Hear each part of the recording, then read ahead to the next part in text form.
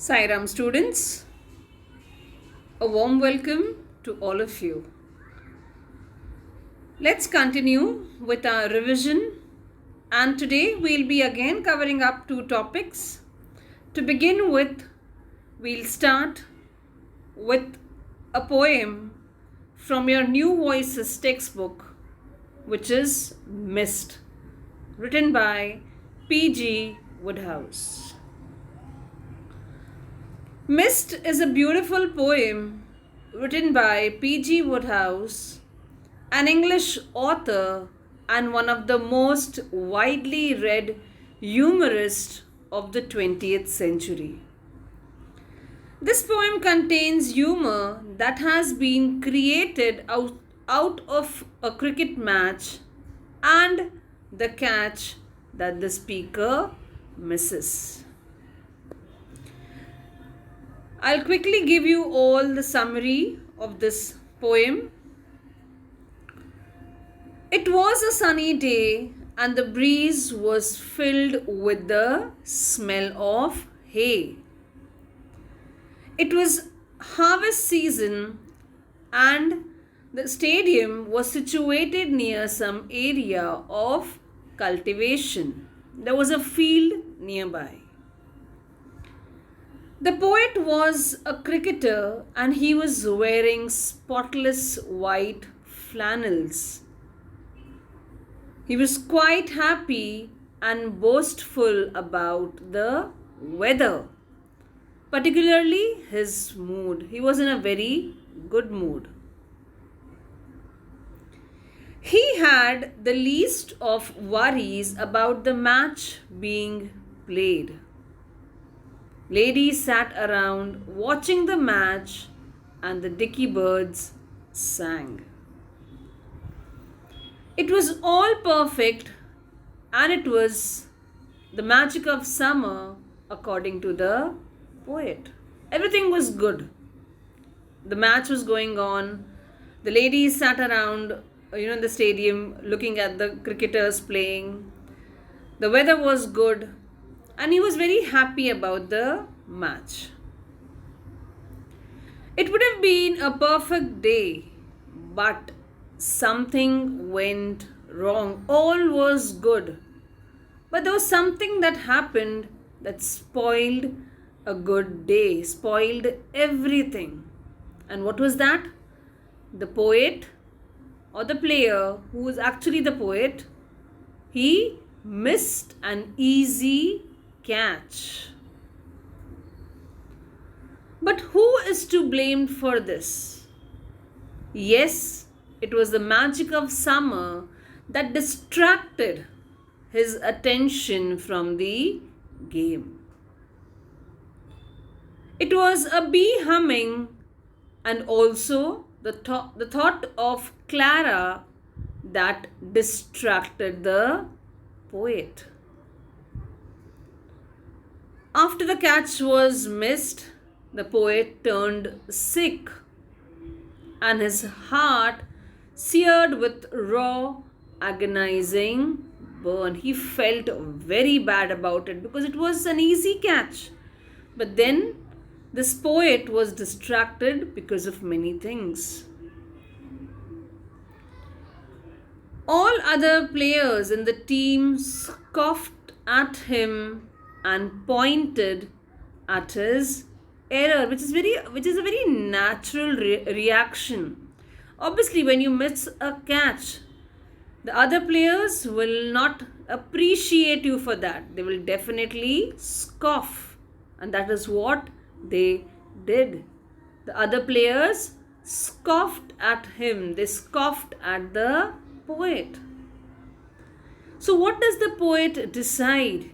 He decides that he would give up on the game of cricket and believes that the game of golf is a better one. He decides now onwards he will never play this game. Instead, he will play golf.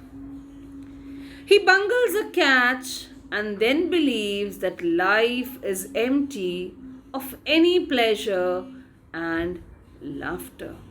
So he feels that life, okay, there is no enjoyment in his life anymore just because he has missed an easy catch.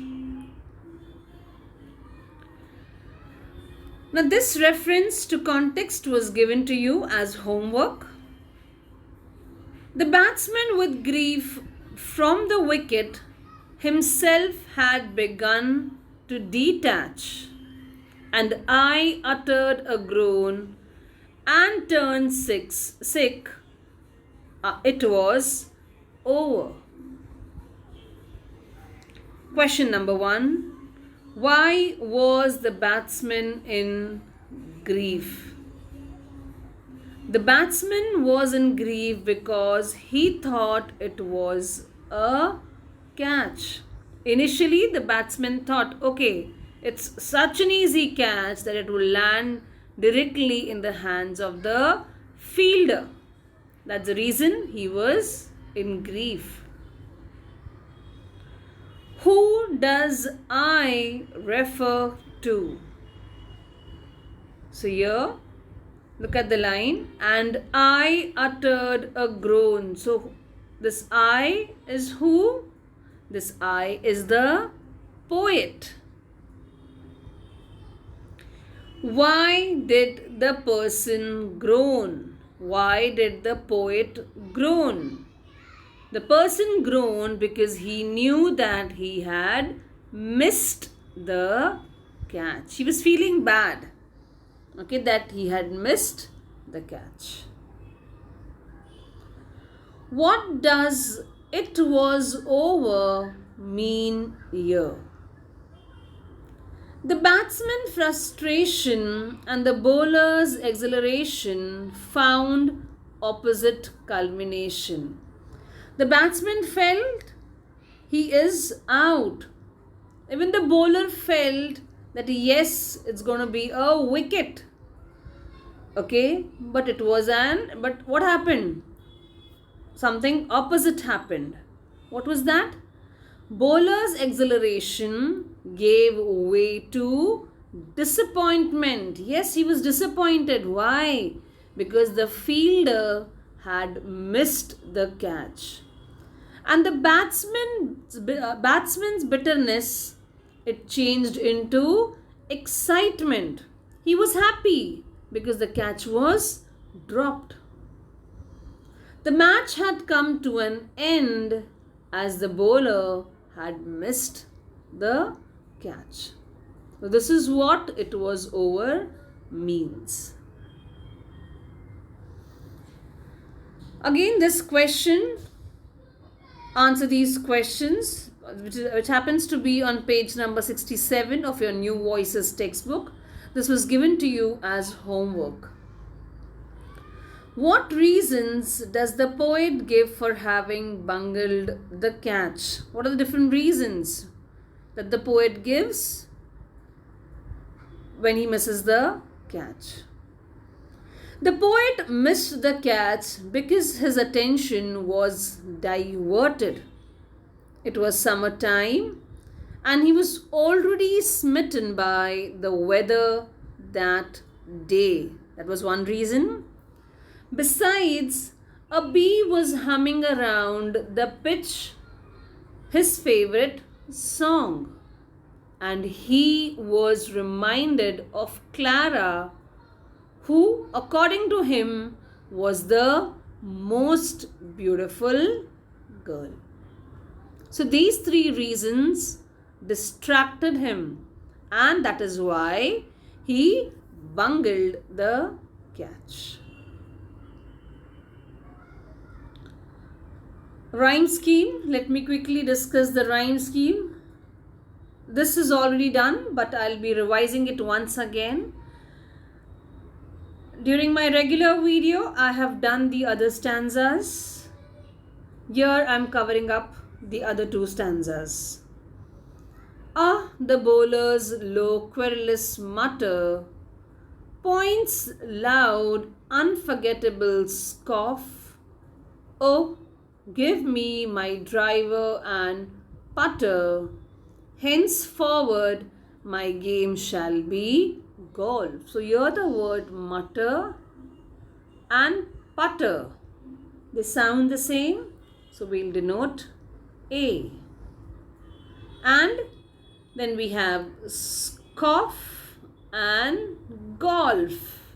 They sound the same. It's going to be BB. Look at the ending sound. Mutter, putter, scoff, golf. Okay. So the rhyme scheme is A, B, A, B. Similarly, look at this stanza.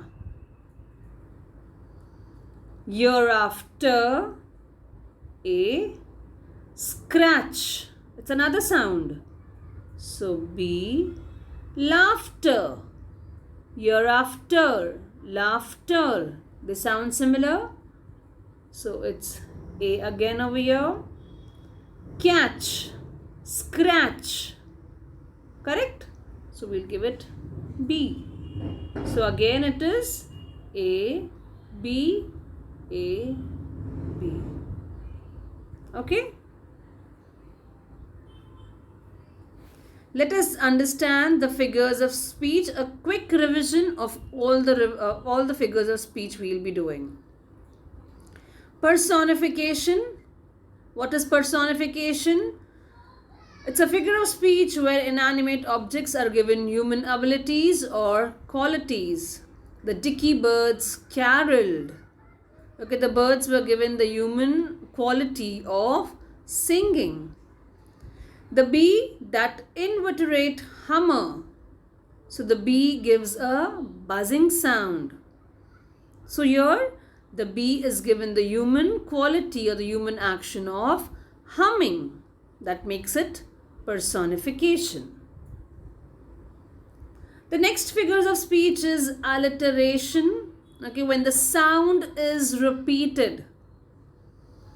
Alliteration is the term given to the repetition of the same sound or letter at the beginning of words in a phrase. For example, Peter picked a peck of pickled peppers. The sound of P. Okay. Again, look at these two lines. The breeze bore an odor of hay. The sound of B is getting repeated. Henceforward, my game shall be golf. So here, the sound of G is getting repeated. Next, we have onomatopoeia. It's a figure of speech in which words evoke the actual sound of the thing they refer to or describe. I gave an example. The boom of a firework exploding. The tick-tock of a clock. The ding-dong of a bell. Okay, so the words, when they indicate sound, that line is an onomatopoeia. The figure of speech of that line is onomatopoeia. Okay, so here if you see, the bee, that inveterate hummer, was droning its favorite song.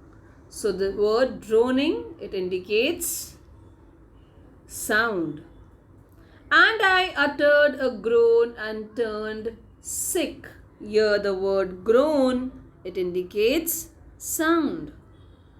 Ah, the bowler's querulous mutter. Again muttering. The word mutter indicates sound. So these lines, the figure of speech for the same is onomatopoeia. Exclamation. When ideas or words express strong emotions such as joy, surprise, anger, it is known as exclamation. Set up an expectant hurrah. So here the line indicates happiness, joy. Okay? Oh, give me my driver and putter. So when he was sad, he made this statement. Okay, so this line indicates sadness. So these two lines, the figure of speech is exclamation. Next is hyperbole, a figure of speech that uses exaggeration to express strong emotion, to make a point, or to evoke humor. I could sleep for a year. The book weighs a ton. These two sentences are exaggerated. Nobody can sleep for a year. I could sleep for a year means I can sleep for a very long period of time. The book weighs a ton, which indicates the book is very heavy. But it is spoken in such a way to make a point or to evoke humor. Or never if I live to 1,000,000. So here, again it is exaggerated.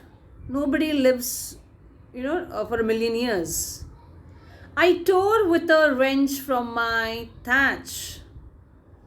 So here, it's not possible to pull your hair out completely. Life's void of all pleasure and laughter. So you cannot say that there is no happiness in life. There is no pleasure left in your life if you just miss a single catch. So these three sentences, the figure of speech is hyperbole. They are exaggerated. Inversion.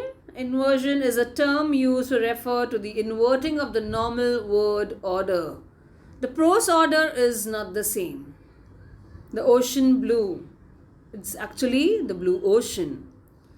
To the store I will go. Here the words are not in correct prose order. What will you actually say? I will go to the store. Shall I feel such a terrible pang? Again the words are not in correct prose order. What will you say? I shall feel such a terrible pang. And one more thing, one very important thing, students. When you are inverting or when you are writing the correct prose order, you will not miss out on any word. You have to be very sure of that. Clear? Students, now quickly we'll cover up the vocabulary. In this I will be discussing about synonyms and antonyms. What is a synonym? A synonym is a word or a phrase that means exactly or nearly the same as other word or phrase in the same language. For example, shut. I will say shut the door. I can also say close the door. So shut and close, they are synonyms. They have the similar meanings. Few examples I have for you all. Happy. The synonym of happy is joy, joyful, content. Hardworking, diligent, determined. Hate is to detest, despise. Honest is sincere, fair, trustworthy. However, nevertheless, nonetheless, yet. Hypocrisy is falseness, deceit. So here are some examples for synonyms. What are antonyms? Antonyms are nothing but opposite words. A word opposite in meaning to each other. Example, bad and good. Tall and short. Fair and dark. Few examples I have for you. Achieve is fail. Okay, then we have giant and a dwarf. Random, specific. Arrive, depart. Innocent, guilty. Simple, complicated, arrogant, humble, knowledge, ignorance, attack, defend, liquid, solid, sunny, cloudy, blunt, sharp, marvelous, terrible, timid, and bold. Now students, you must be wondering where will you get these in your examination. Basically, they are going to be a part of your unseen passage. Okay, there you may be asked a question regarding pick out the word from the passage or give the antonym of. So you have to read the passage very, very carefully to understand the meaning, so that it will be easy for you to pick out the synonym. Okay, so a gentle reminder to all of you that you have to go through the previous videos as well, wherein I have taught the poem Missed in Detail. Make sure you go through that video as well. We'll catch up very soon in our next class. Till then, take care of yourself. Sai Ram and bye-bye.